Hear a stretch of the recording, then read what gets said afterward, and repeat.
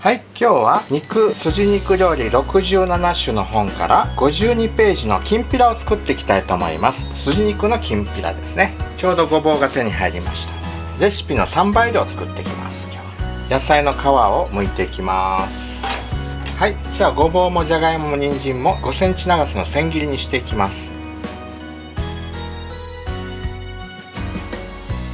いつかの写真、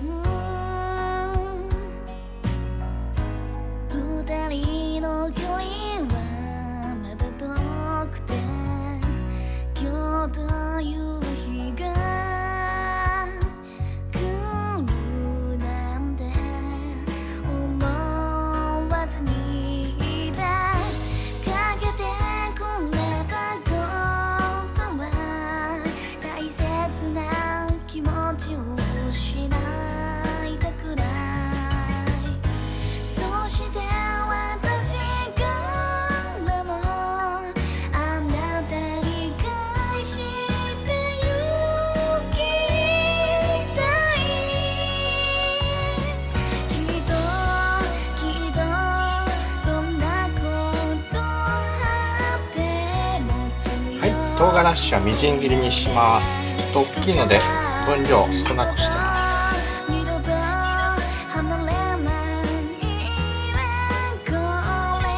筋肉も細く切っていきます。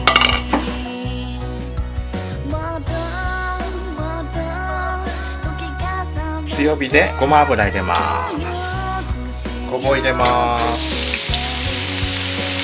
人参入れます。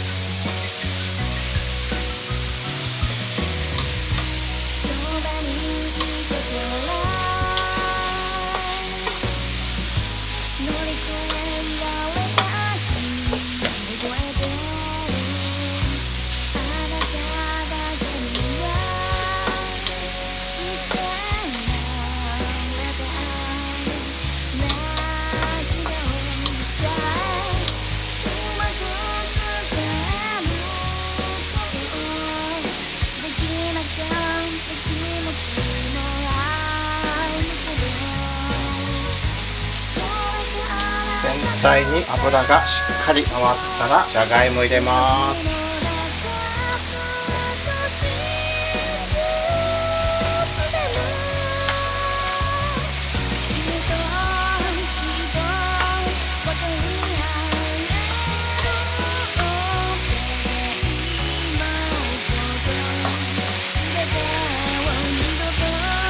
筋肉も入れます。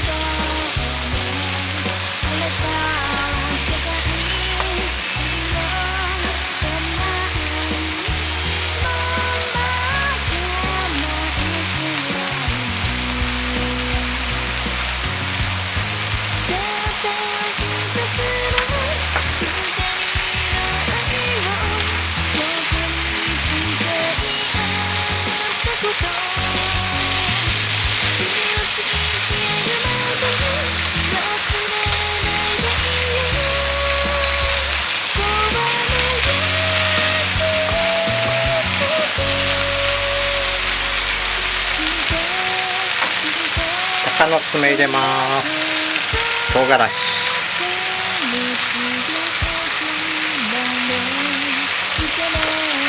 砂糖入れます。醤油入れます。